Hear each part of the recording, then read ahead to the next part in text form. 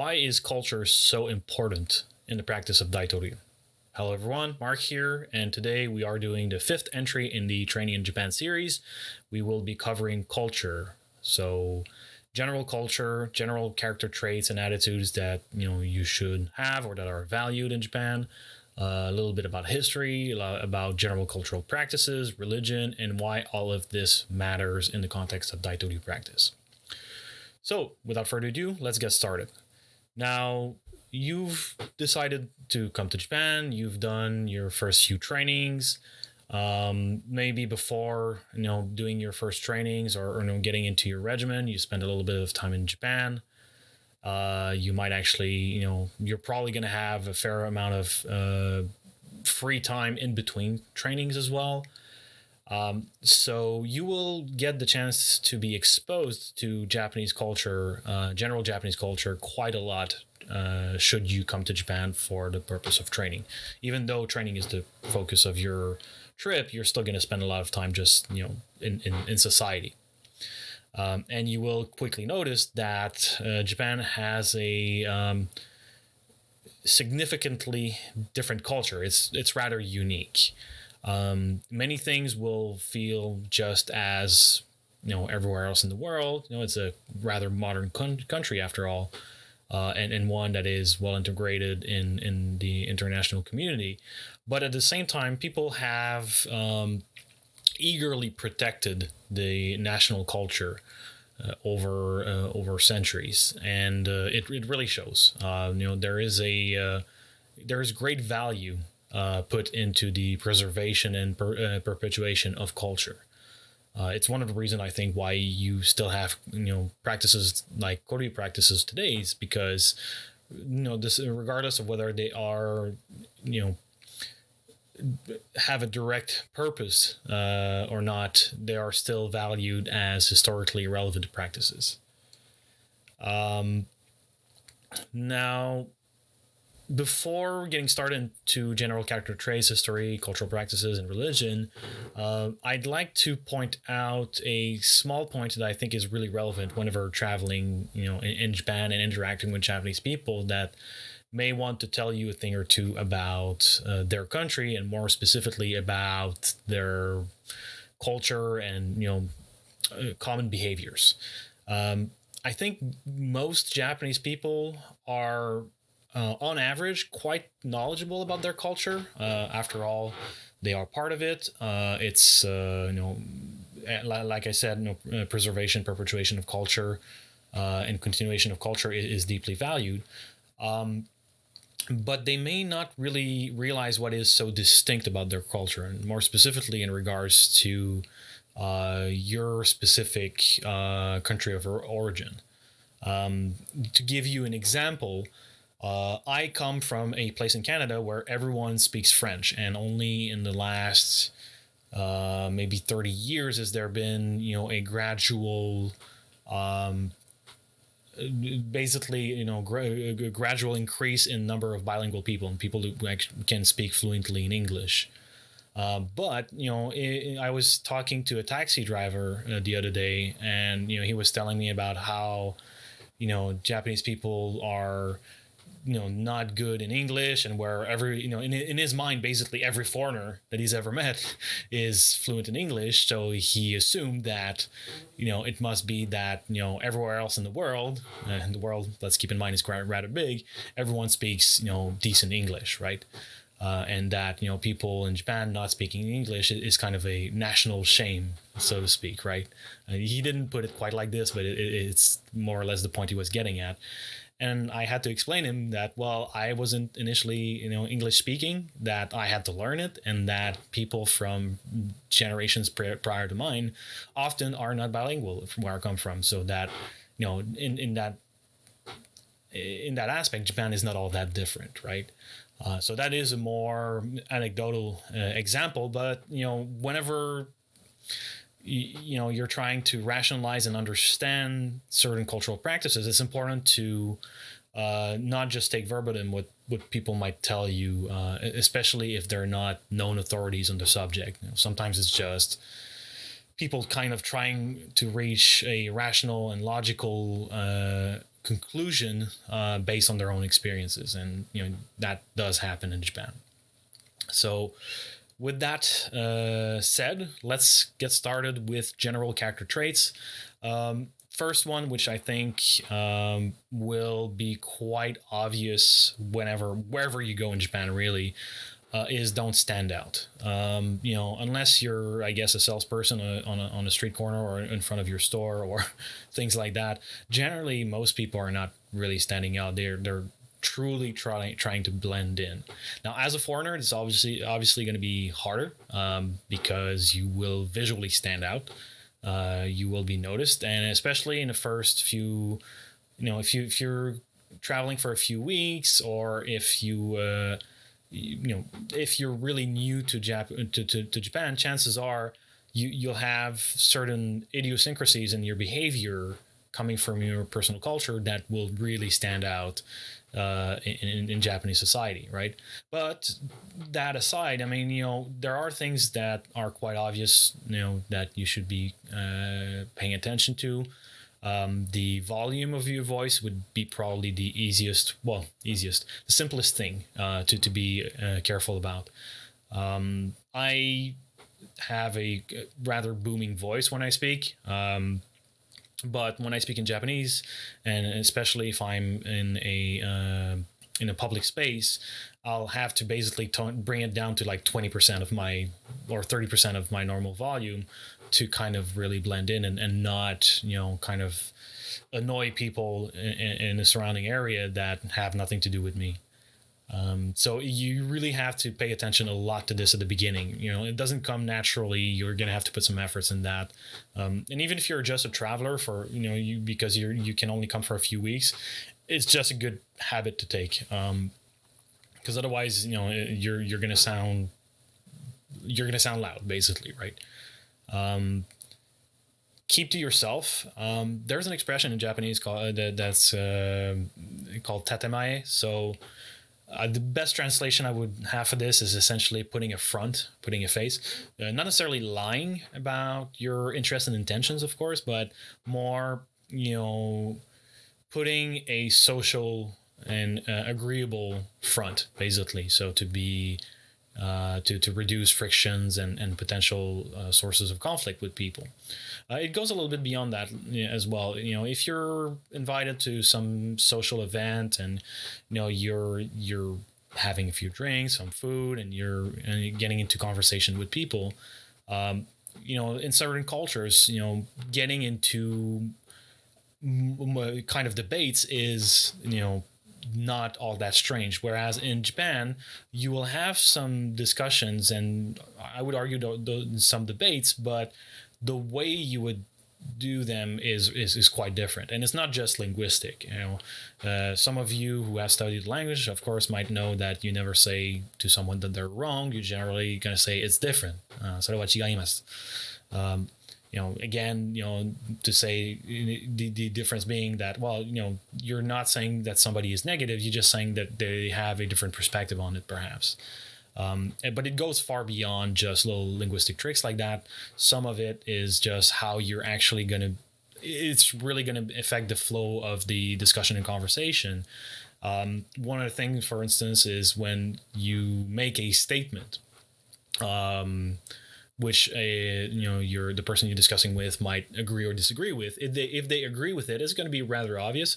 If they disagree with it, it might actually go unnoticed, because generally, instead of confronting you, people will just basically go silent and maybe like let a little hum come out and just not say anything, but maybe have a certain physical behavior that might tell you that they don't really agree with you if you do pay attention to it. And you might then, if you actually do pick up on that, you might feel like you need to reinforce your arguments. Whereas a good practice would be generally to try to suggest something that goes counter to the argument you're making, so to try to kind of reel them back into conversation. And the goal being that you're trying to basically express the view that they hold for them, so that they can feel comfortable expressing it, essentially.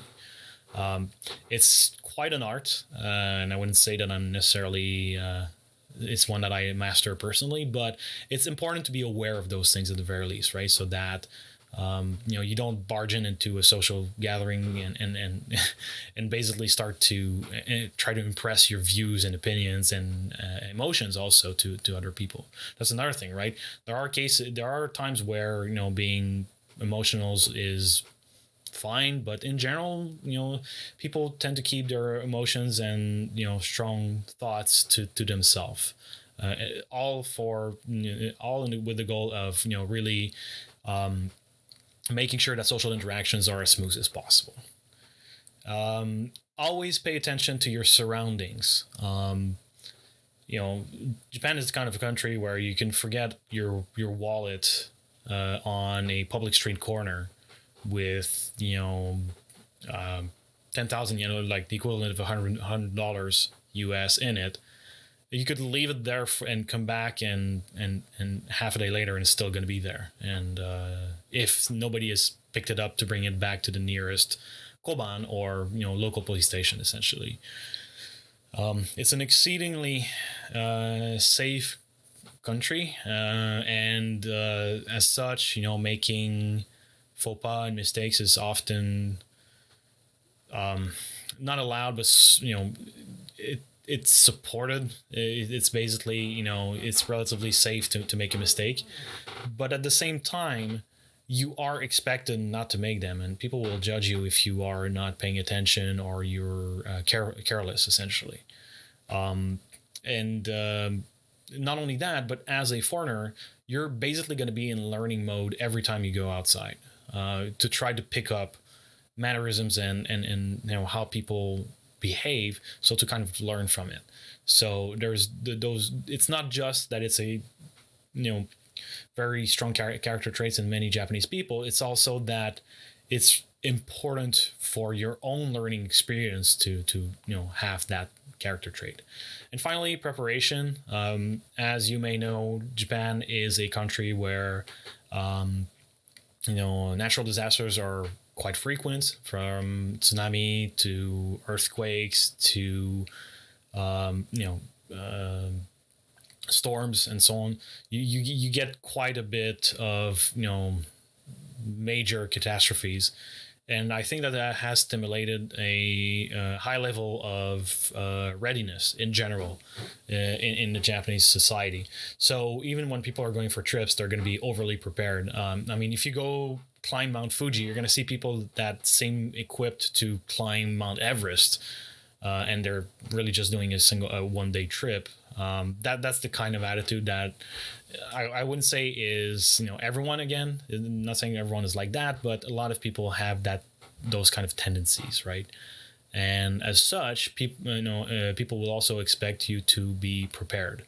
Now, of course, people will be welcoming and accommodating if you go and stay to their house, or if you go to a hotel, and accommodations are going to be great. So you don't need to necessarily prepare. You don't need to overdo things, but you need to make sure that you are adequately prepared at all times, and that may mean kicking it up a notch from your general habits. In terms of history, if you're a student of Japanese martial arts, in my view, you should also be a student of Japanese history. It informs the culture greatly, how things went on for hundreds of years, with periods of isolation and internal cultural fostering, is what gave birth to practices like Daito-ryu today. So, understanding the historical context in which martial arts emerged is really, really, really important. Now, you have to keep in mind that Japanese people in general are, not that knowledgeable. They'll know general history, like you probably know your own country's general history. But most of the time, if you even study just a little bit, you'll end up knowing a lot of things that generally Japanese people don't know. So you're just gonna have to study on your own. You're just gonna have to pick up a few books, general history books, maybe history of Japanese warfare, cultural practices, how government was working during the Bakufu, and how all that switched during the Meiji era. Um, you know, there's no really must study historical book, I guess, at least in my view, but you do need to have a good general, a deeper general knowledge of Japanese history, I think, to help you better understand, the context in which certain cultural practices have emerged to this day. In terms of cultural practices, bowing. Now, a lot of the things that I'll be mentioning here are going to be relevant both in the dojo and outside of it, but perhaps in different ways. And bowing is definitely one of those things. The way you will bow in Daito-ryu is most likely not going to be the way you generally bow in normal society to people you meet in various social circumstances, right? It's also important to keep in mind that you're probably not going to bow the same way the other person bows to you or bows back to you. If you bow to a shopkeeper in the same way that they bow to you when you enter their shop, it will look weird and will feel weird to them and to anyone around them. The best trick here is, again, pay attention to people, that are maybe going into the store before you, or if you're with a group of Japanese friends, maybe pay attention to what they're doing and act accordingly. But suffice to say that there's a lot that goes into bowing. I mean, there's been news stories about, bows not being deep enough when, a CEO of a company was apologizing for doing something wrong, and that basically, was the story for the week to come.